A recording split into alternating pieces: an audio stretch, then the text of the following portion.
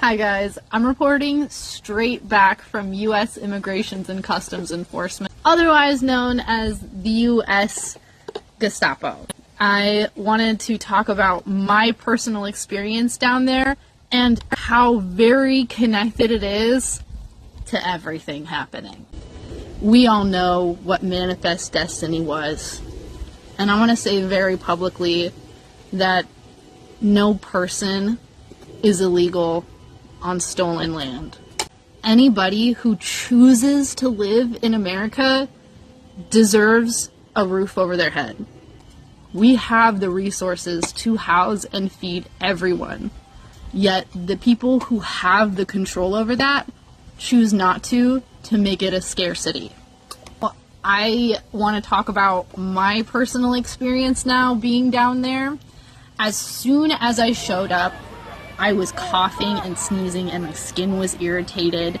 I think it was zinc chloride. I'm not sure what the gas was that the United States let off onto the protesters. I'm not sure what that was, but whatever it was seeping out of the ground by the time that I was there, like 6+ hours later. Now I want you to think, if that was messing with me and I was only there for 2 hours, now think about the public school that is right next door. Children and families were walking down the same sidewalk that I was having a hard time breathing in. The United States government did that. The protesters did not do that. I was there helping them set up food and a medical tent. I didn't see a single weapon, not one single weapon the entire time that I was there. I saw umbrellas, I saw shields, but I did not see a single weapon, nor was anybody paying me to be there. I chose to take my Sunday off to go clean up the area along with other protesters because the police had raided and made a big mess of everything. So we came and we cleaned it up and we're ready to go the next day. Thankfully, there are people there day and night standing up for our rights to be Americans. Here is where I want to pose a bigger question to you guys. There is no bottom to the greed that is happening here. We already have the resources to house everybody that we need to house. We already have the resources to feed all of the kids in public schools. We already have that. My question is at what point is it going to be when you're ready to stand up? At what point are you going to stand up and say, we can't do this anymore? This can't happen to people because it's just not right. Because it really just isn't right. We need more empathy. What would you feel if all of a sudden your loved one didn't come home? How would you deal with that? Where would those kids go? I've been too silent for too long. I've been too scared to say stuff for too long. Too scared to put my name out there for too long. And I just want to say I don't believe in this. I know that other people don't, and I know that you can draw the parallels to Nazi Germany because it is so fucking similar. Please be safe, hug your family members, and have hard conversations. Take care. So, I went back last night. I wanted to talk on my personal experience being there. If you are afraid of terrorism in the United States, it is here. And it's against the American people by a tyrannical, fascist government that we are in. Last night, nobody was doing anything besides protesting, and the cops started shooting from the rooftops, or ICE, I don't know who it was, whoever it was, started shooting these plastic pellets that had this pepper powder in it. It wasn't like pepper spray where it like dissipated, it was oils.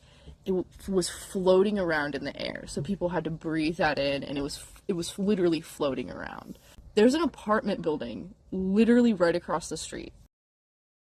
sorry, I had to take a break because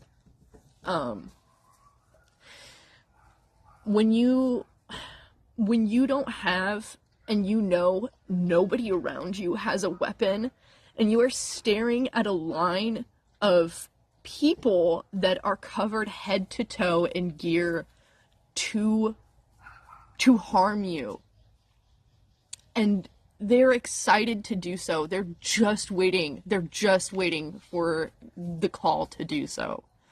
There are children playing in this apartment complex on their little balconies. I can hear and see them from where I was standing. How are the effects of whatever gases that they were throwing at unarmed people, whatever they were throwing at us, which is a war crime, whatever they were throwing at us, the children that live in that neighborhood are going to have to deal with that for their life. Just from being there for a couple of hours and my boots hitting the ground, all of my clothes are contaminated and I cannot go anywhere near them without coughing and sneezing and my eyes watering. I cannot imagine what the people in the residential area that building is in are experiencing. That is terrorism. You're terrorizing public communities in the United States. People cannot walk through that area safely anymore. I highly doubt it. It caused a miscarriage. The United States is causing miscarriages. Not like that's new. This tyrannical government is not new. It's always been here. There's always been people wanting to take advantage or pretend like they're being persecuted when they just want their right to persecute others. If that's not terrorism, then I don't know what is. The U.S. Immigration and Customs Enforcement, what they are doing, what ICE is doing, is ripping families apart in the middle of the night, in the middle of the day. Imagine you are home waiting for your loved one to come back for dinner and they just don't show up. These people don't have identification. They're covering their faces. At what point is it going to be randos that are going to start doing that to just random people? It's not okay, and we need to stand up and say something about it because that is terrorizing our community. This is terrorism. There are kids.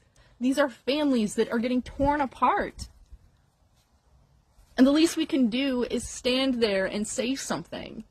Standing there and saying something is a whole lot more horrifying when you have an entire military guard just waiting to arrest you or maybe kill you. It is so weird to see in the faces of some officers, it's not all, but to see some officers be giddy and excited, it makes my skin crawl. I wasn't excited to be there. I'm not happy to be there. I don't want to be there. I don't want to be there. But me individually, I can't do anything alone. I can with people. We all need to come together. And even if there's fear in our hearts while we do it, we need to stand up for what we believe in and what we love to create a loving and kind community. We have the resources. But we're just sending them all to a fucking war to kill people. I'm sure there's a million things that I could say about it all, but nothing quite comes to the feeling of being there. Nothing quite comes to the feeling of the realization of what's happening when you are actually there. If you are paying attention to a third-party source, you're listening to just me or just some rando on the internet talk about it, go there. Go there and experience it yourself. Go and look, go have conversations with these families. Ask them what it's like.